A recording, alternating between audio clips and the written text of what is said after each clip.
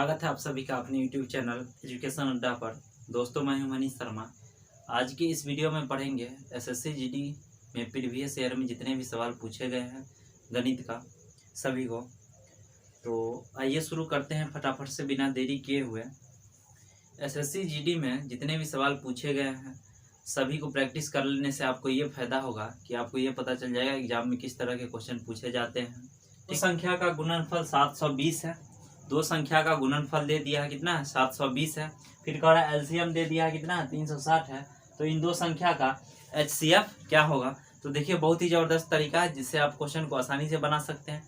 ठीक है, पहली संख्या गुने दूसरी संख्या बराबर होता है एचसीएफ गुने एलसीएम गुने दूसरी संख्या बराबर होता है एचसीएफ गुने एलसीएम होता है। तो देखिए दोनों संख्या का गुणनफल दे दिया है। पहला और दूसरा संख्या का गुणनफल कितना है 720 है। तो 720 हो गया। और एचसीएफ हमको नहीं पता, एचसीएफ हमको निकालना है, एचसीएफ ये निकालना है। लेकिन एलसीएम पता है कितना दिया हुआ है 360 है। एलसीएम रख दिए 360। बात क्लियर है। अब देखिए 360 से कितना बार में कट जाएगा, 2 बार में कट जाएगा। यानी आपका एचसीएफ कितना आ गया 2। यही आंसर हो गया। क्लियर है। देखिए फिर से समझते हैं। कह रहा है दो संख्या का गुणनफल दे दिया है 720 है और एलसीएम दे दिया है 360 है। तो पूछ रहा है एचसीएफ क्या होगा। पहली संख्या गुने दूसरी संख्या बराबर होता है एचसीएफ गुने एलसीएम होता है। बात क्लियर है। इस बात को ध्यान में रखना है। पहली संख्या गुने दूसरी संख्या बराबर होता है एचसीएफ गुने एलसीएम होता है। तो देखिए दोनों संख्या का गुणनफल दे दिया था कितना था 720 था। तो दो संख्या गुणनफल 720 है। एलसीएम कितना है 360 है और एचसीएफ भी हमको निकालना है। एचसीएफ निकाल दिए कितना आ गया। दो संख्या का गुणनफल एचसीएफ और एलसीएम के गुणनफल के बराबर होता है। अगर आप मेरे चैनल पर नए हैं तो चैनल को सब्सक्राइब कर लीजिए और बेल आइकन को ऑल नोटिफिकेशन पर सेट कर लीजिए ताकि जब भी वीडियो डाला जाए तो आपको नोटिफिकेशन मिले। ठीक, 40 व्यक्ति एक पुल की मरम्मत 12 दिन में कर सकता है। 40 को व्यक्ति है, एक पुल को मरम्मत कितना दिन में करता है 12 दिन में करता है। बात क्लियर है। 40 को व्यक्ति 12 दिन में एक पुल का मरम्मत करता है। फिर कहता है यदि 8 व्यक्ति उसके साथ और जुड़ जाता है, यानी 40 को पहले से काम कर रहा था, 8 को और आ गया, तब व्यक्ति का संख्या कितना हो गया 48 को हो गया टोटल। तो पूछ रहा है तो पुल की मरम्मत कितना दिन में हो सकता है। देखिए बहुत ही अच्छा क्वेश्चन है। देखिए पहले 40 को व्यक्ति था, 40 को व्यक्ति था, कितना दिन में मरम्मत करता था 12 दिन लगता था इसको। बात क्लियर है। लेकिन अब कह रहा 8 को व्यक्ति और आ गया है, यानी पहले 40 को था, 8 को और आ गया, कितना हो गया 40 और 8 48 हो गया।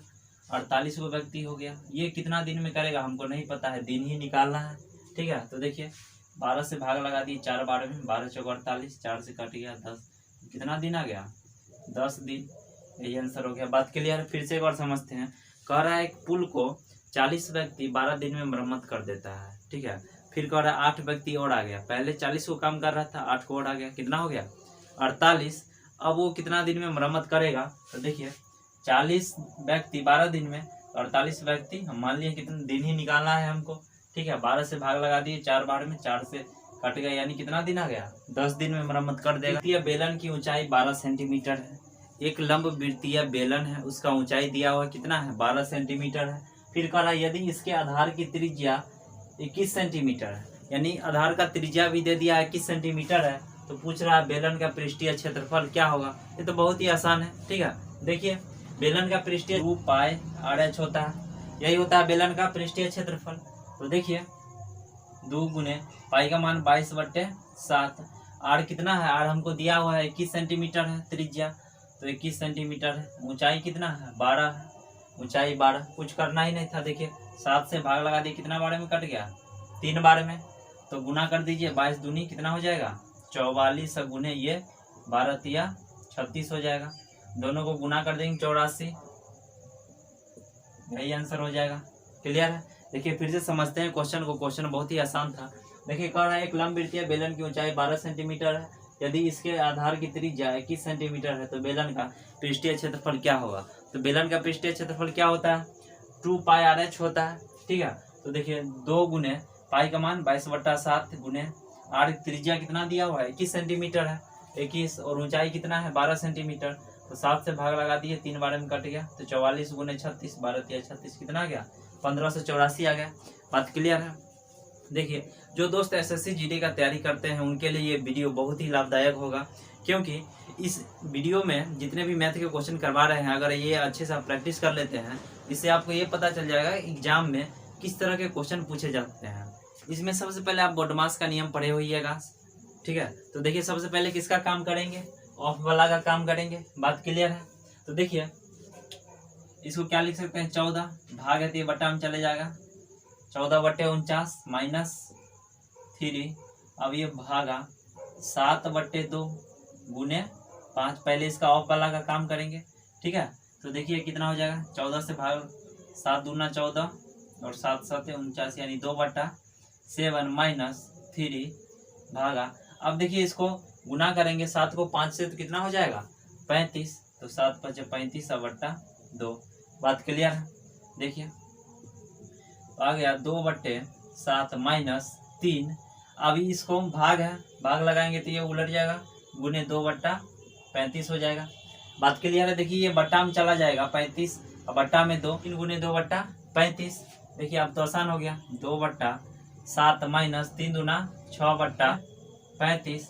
अब देखिए दोनों का एलसीएम कितना हो जाएगा, 7 और 35 का एलसीएम 35 हो जाएगा। एलसीएम 35 हो गया। 7 से भाग लगाएंगे 5 बार में, फिर 2 से गुना कर देंगे, 10 -6 कितना आ गया 4/35। यही आंसर हो गया। बहुत ही आसान क्वेश्चन था। देखिए बोडमास का नियम पढ़े होंगे, तो सबसे पहले ऑफ यानी इसका काम करते हैं, ठीक है। तो देखिए 14/49 लिख दिए, -3 भागा 7/2 गुने 5, दोनों को गुना कर दिए, कितना आ गया 35/2 आ गया। बात क्लियर है। अब देखिए यहाँ पर 2/7 -3, अभी भागा में है तो बट्टा में चला जाएगा 35/2, ठीक है। तो 3 गुने 2/35 कर देंगे, ये पलट जाएगा संख्या, तो कितना आ गया 3 दूना 6/35। अब देखिए दोनों का एलसीएम कितना हो जाएगा 35, तो 4/35 आ गया। बात क्लियर है। चलिए आ जाते हैं अगले क्वेश्चन पर। एक्स एक टैंक को 12 घंटा में भर सकता है तथा वाई समान टैंक को 36 घंटा में भर सकता है। पाइप एक्स तथा वाई दोनों मिलकर टैंक का 1/3 भाग कितने घंटा में भर सकता है। देखिए बहुत ही अच्छा क्वेश्चन है। कह रहा है एक्स जो है टंकी को 12 घंटा में भरता है, ठीक है। वाई जो है कितना घंटा में भरता है, 36 घंटा में भरता है। और दोनों मिलकर टैंक का 1/3 भाग को कितना घंटा में भर सकता है। पहला टंकी 12 घंटा में भरता है और दूसरा कितना घंटा में भरता है, 36 घंटा में भरता है। बात क्लियर है। पहला जो है 12 घंटा में भरता है, दूसरा 36 घंटा में भरता है। तो दोनों का जो है एलसीएम निकाल लेंगे। एलसीएम जो होता है, एलसीएम जो निकलेगा वो क्या हो जाता है, टंकी का जो टोटल कैपेसिटी होता है और 36 का एलसीएम कितना हो जाएगा, ये 36 हो जाएगा। तो देखिए 12 घंटा में भरता है, लगाएंगे कितना हो जाएगा 3 भरेगा 1 घंटा में, ये कितना भरेगा 1 भरेगा। बात क्लियर है। अब क्वेश्चन में कह रहा है दोनों मिलाकर, यानी ये और ये दोनों मिला करके टैंक का 1/3 भाग भरना है। टैंकी का जो है 1/3 भाग भरना है, ठीक है। यहाँ कितना निकाले, 36 निकाले हैं।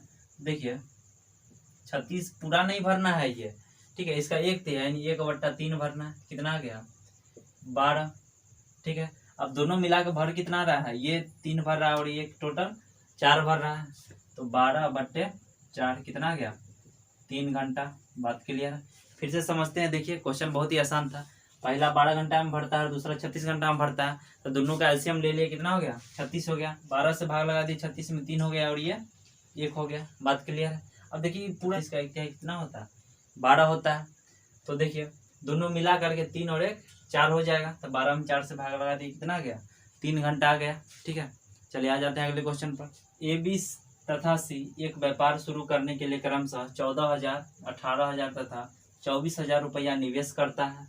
यदि वर्ष के अंत में लाभ 25,840 रुपया है, तो ए तथा बी के कुल हिस्से क्या है।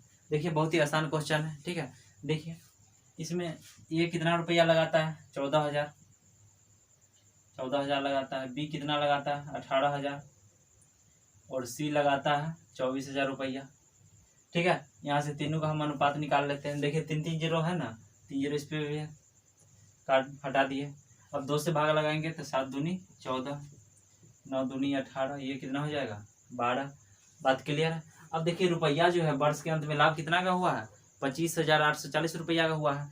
तो तीनों मिलके बांटेगा वो लाभ जो हुआ है पैसा, बांटेगा किस अनुपात में 7, 9 और 12 के अनुपात में बांटेगा। तो देखिए लाभ टोटल रुपया का कितना हुआ है 25,840 रुपया। बात क्लियर है। अब देखिए ये टोटल है कितना 7, 9 और 12, टोटल कितना हो जाएगा 28 हो जाएगा। 7 + 9 + 12 तीनों का निकाल लिए टोटल, तो 28 होगा।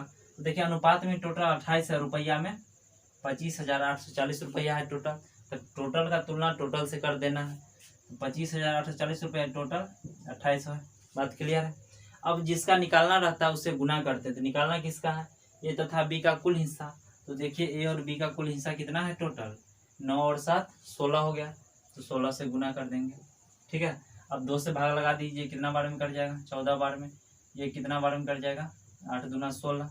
बात क्लियर है। इसको गुना करके भाग लगा लेंगे, डायरेक्ट आंसर आ जाएगा 14,560 रुपया दोनों को मिला के मिलेगा, ठीक है। फिर से एक बार समझते हैं। देखिए तीनों का दिया हुआ था, ए बी सी निवेश करता है, ए करता है 14,000 रुपया, बी 18,000 और सी कितना करता है 24,000 रुपया, ठीक है। तीनों का रेशियो निकालिए, कितना आ गया 7:9:12 आ गया, ठीक है।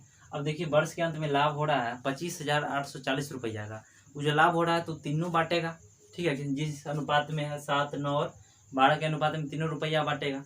देखिए टोटल कितना है 7, 9 और 12 28 हो जाएगा, और टोटल 25,840 रुपया का लाभ हुआ था, ठीक है। तो टोटल का तुलना टोटल से करेंगे, ऊपर भी टोटल है नीचा भी है, अनुपात में 28 है टोटल। अब पूछ रहा था ए और बी दोनों का, तो दोनों का 9 और 7 कितना हो गया 16 हो गया। तो जिसका निकालना रहता है उससे गुना कर देते हैं, 16 से गुना कर दिए।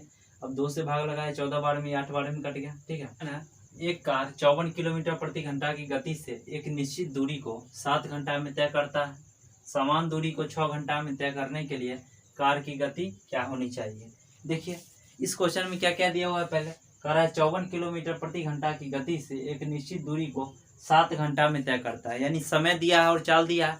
यहाँ से हम पहले दूरी निकालेंगे। तो दूरी बराबर क्या होता है, चाल गुने समय होता है। चाल कितना दिया हुआ है 54 और समय कितना है 7 घंटा लग रहा है, इतना डिस्टेंस निकाल लिए। अब कह रहा है समान दूरी, यानी इतना ही दूरी को 6 घंटा में तय करने के लिए कार की गति क्या होनी चाहिए, ठीक है।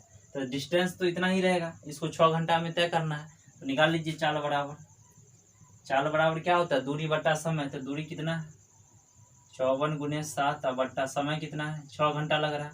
6 से भाग लगा दिए, कितना बार में कट गया 9 बार में, यानी 963 आ गया किलोमीटर प्रति घंटा। कार 54 किलोमीटर प्रति घंटा की गति से एक निश्चित दूरी को 7 घंटा में तय करता है। समान दूरी को 6 घंटा में तय करने के लिए कार की चाल क्या होनी चाहिए। सबसे पहले दूरी निकाल लिए है, कितना डिस्टेंस बराबर होता है चाल गुने समय। तो चाल है 54 गुने 7, समय था 7 घंटा लग रहा था, ठीक है। फिर कह रहा था अब दूरी वही रहेगा, दूरी जो निकाले हैं दूरी यही रहेगा, इसको 6 घंटा में तय करने के लिए चाल क्या होना चाहिए। तो देखिए चाल बराबर दूरी बटा समय। तो 6 से भागा लगा दिए, कितना बार में कट गया 9 × 1 = 54, 9 को 7 से गुना कर दिए, कितना आ गया 63 किलोमीटर प्रति घंटा, ठीक है। तो चलिए आ जाते हैं अगले क्वेश्चन पर। एक शंकु का वक्र पृष्ठीय क्षेत्रफल 550 वर्ग सेंटीमीटर है। यदि उसके आधार का क्षेत्रफल 154 वर्ग सेंटीमीटर है तो शंकु का आयतन क्या होगा। बहुत ही अच्छा क्वेश्चन है, ठीक है। देखिए एक शंकु बनाते हैं पहले। ये एक शंकु है, ठीक है।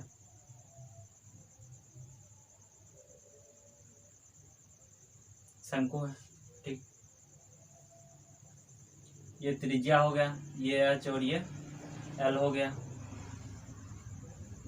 ठीक है। आधार का क्षेत्रफल, यानी ये जो आधार है इसका क्षेत्रफल कितना दिया हुआ है 154 वर्ग सेंटीमीटर है। तो देखिए शंकु का आधार का क्षेत्रफल क्या होता है πr², ठीक है। ये दिया हुआ कितना 154 है, 154। तो पाई का मान होता है 22/7 गुने r² बराबर 154, ठीक है। देखिए 22 से भाग लगा दिए, 7 बार में कट गया, 154 हो गया। तो r² बराबर कितना आ गया 7 को 7 से गुना करेंगे 49 आ जाएगा। बात क्लियर है। यहाँ से r निकाल लिए, कितना आ गया 7, यानी ये हमको पता चल गया r कितना है 7 है, त्रिज्या 7 है, ठीक है। अब देखिए क्या कर रहा है, वक्र पृष्ठीय क्षेत्रफल 550 वर्ग सेंटीमीटर। वक्र पृष्ठ का क्षेत्रफल क्या होता है πr/l होता है। बात क्लियर। तो देखिए दिया हुआ है 550 वर्ग सेंटीमीटर, यानी πr/l दिया हुआ है 550 वर्ग सेंटीमीटर, ठीक है। देखिए पाई का मान कितना हो जाएगा 22/7 गुने r अभी निकाले हैं, त्रिज्या 7 है, एल नहीं पता है हमको निकालना है, बराबर में दिया हुआ है कितना 550। क्लियर है। देखिए 11 7 से 7 कट गया, 22 से भाग लगा देंगे डायरेक्ट, ये कितना बार में कट जाएगा 25 बार में। क्लियर है। तो देखिए एल भी हमको पता चल गया कितना आ गया 25। अब देखिए ये जो है एक समकोण त्रिभुज बन रहा है, ये एच और ये त्रिज्या समकोण त्रिभुज बन रहा है। देखिए इसको बाहर अगर निकाल देंगे तो ये इस तरह बनेगा, जिसमें ये दिया हुआ आधार 7 है, ये 25 है। ठीक है, तो ये जो लंब है ये कितना हो जाएगा समकोण त्रिभुज में, ये 24, ये 25 है, ये 7 है, तो ये कितना हो जाएगा 24 हो जाएगा समकोण त्रिभुज में। तो देखिए एच ये कितना हो गया 24। ठीक है, अब देखिए 24 कैसे होता है निकाल के भी बता देते हैं। लंब ये हमको निकालना है, लंब बराबर होता है रूट अंडर 25 का स्क्वायर करेंगे माइनस 7 का स्क्वायर। ठीक है, कितना हो जाएगा 625 माइनस 49 यानी 500 हो जाए। यानी ये जो एच है ये भी पता चल गया 24 है। तो शंकु का आयतन क्या होता है 1/3 पाई आर स्क्वायर एच होता है। तो आयतन हमको निकालना है, आयतन कितना होता है 1/3 पाई आर स्क्वायर एच। तो देखिए 1/3 पाई का मान 22/7 गुने आर स्क्वायर, आर कितना है त्रिज्या कितना है 7 है, कितना है एच कितना निकाले हैं 24, तो गुना 24। अब देखिए 7 से 7 का 3 से भाग लगाएंगे 8 3 24, बात क्लियर है। अब देखिए 22 और ये 8 और 7 बच गया, सबको गुना कर दीजिए 22 गुने 8 7 56 हो गया। ठीक है, अब ये दोनों को गुना करेंगे कितना आ जाएगा 1232, यही आंसर हो गया। बात क्लियर। वक्र पृष्ठीय क्षेत्रफल 550 वर्ग सेंटीमीटर है, यदि उसके आधार का क्षेत्र 154 वर्ग सेंटीमीटर है तो शंकु का आयतन क्या होगा। देखिए ये एक शंकु था, इसका आधार का जो क्षेत्रफल दिया हुआ है कितना है 154 वर्ग सेंटीमीटर है। शंकु का आधार का क्षेत्रफल क्या होता है पाई आर स्क्वायर, तो ये दिया हुआ 154, यहाँ से आर निकाल लिए। ठीक है, फिर कह रहा वक्र पृष्ठीय क्षेत्रफल भी दिया हुआ यानी पाई आर एल दिया हुआ कितना है 550 है, यहाँ से एल का मान निकालिए 25। अब देखिए एल जो है यानी ये जो है 25 हो गया, ये त्रिज्या है 8 7 हो गया। तब इसको बाहर निकालेंगे, ये 25 है ये 7 है, तो ये कितना हो जाएगा लंब 24 हो जाएगा। समकोण त्रिभुज में पढ़े हुए लंब बराबर रूट अंडर होता है कर्ण स्क्वायर माइनस आधार स्क्वायर होता है। तो 25 का स्क्वायर माइनस 7 का स्क्वायर 625 में से 49 जाएगा, कितना होगा 576। तो 576 का वर्गमूल कितना होता है 24। तो हमको ऊंचाई भी यानी एच भी पता चल गया कितना है 24 है। तो शंकु का आयतन होता है 1/3 पाई आर स्क्वायर एच होता है। तो 1/3 गुने 22/7, 7 गुने 7 आर का मान था गुने 24, तो कितना आ गया 1232 आ गया। बात क्लियर है। चलिए आज के लिए इतना ही रहने देते हैं, फिर मिलते हैं अगली क्लास में। दोस्तों वीडियो पसंद आए तो लाइक शेयर और सब्सक्राइब जरूर कीजिए। धन्यवाद।